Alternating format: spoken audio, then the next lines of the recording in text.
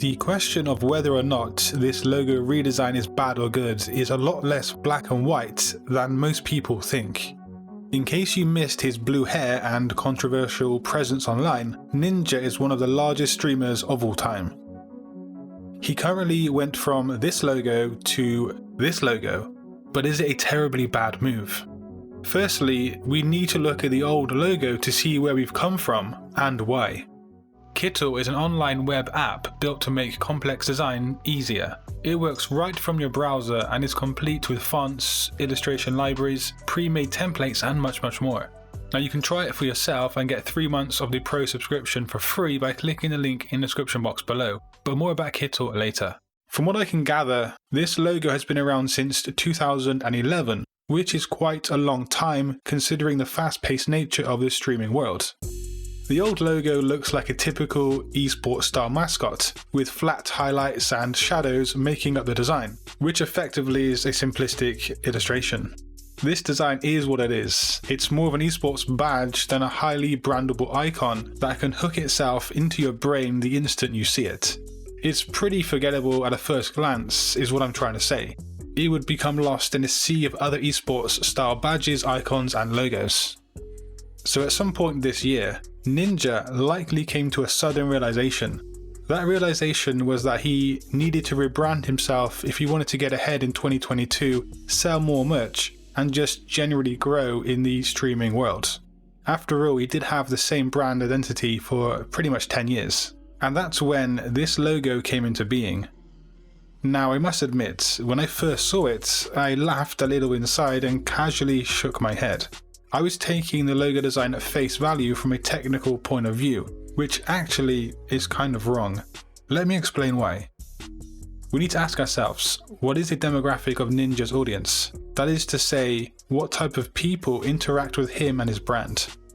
It's likely going to be mainly kids and teenagers. Of course, there will be adults who watch his content too, but the main focus of his audience will likely be aged 12 to 21 or something like that.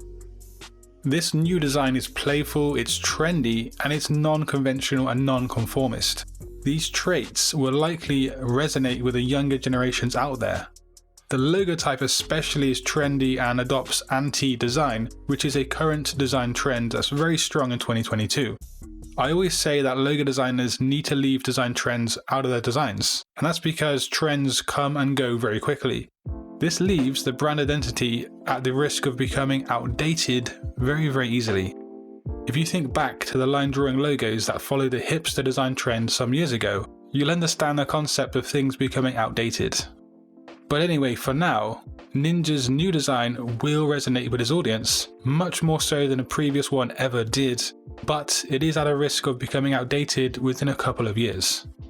If you lay the logo down by itself on a blank screen, yes, it does kind of look like an amateur logo design attempt, but we're looking at things in terms of a brand. If you consider the content Ninja has already put out on his social media using his logo, you can see how it comes together to express an overall brand message and theme. The logo utilizes just one shade of blue, which helps the simplicity of his brand.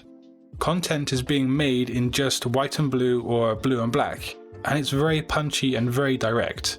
It's way more iconic and does carry a stronger message with it. Also, let's not forget the notion that any publicity is good publicity, or so they say. I personally had forgotten all about Ninja over the past half a year or so, mainly because I don't really follow esports that much, but the rebrand has thrust Ninja into the minds of the average Joe like myself, and his brand identity is firmly stuck in my memory. So in that respect, it's mission accomplished, to be honest. A logo design is one cog in the branding machine. It's one tool that works for the brand identity, and it is not the be-all and end-all. What Ninja and his designers do with this logo next is very crucial. It needs to be used in ways that carries on expressing the current message, and this is so the vibe or the feeling doesn't get confused. He needs to use it in a clever and creative way to leverage his position online to sell more products and just to make more money. Yes, I think the design is a bit loose and too trendy for my liking, but it is simple, it will appeal to his demographic for the most part, and it's likely a good move on Ninja's behalf. But that's just my 2 cents coming from a graphic design background, specifically a logo design background. What are your thoughts on his new rebrand, and could you have done a better job? So thanks to the sponsor of today's video, Kittl. Kittl is a tool perfect for non or semi-professional designers, but also for those professional and seasoned designers too. Now you can use it to create client projects super fast in double quick time, and the app itself is easy to use and highly intuitive, and compared to other professional software tools, you'll find it easy to generate awesome designs with ease. If you look here, you can see how smoothly these effects are applied to my typography in an instant. And also, as you can see, typography lovers like myself will have a blast with this tool. Also, things like color management are really easily performed as well.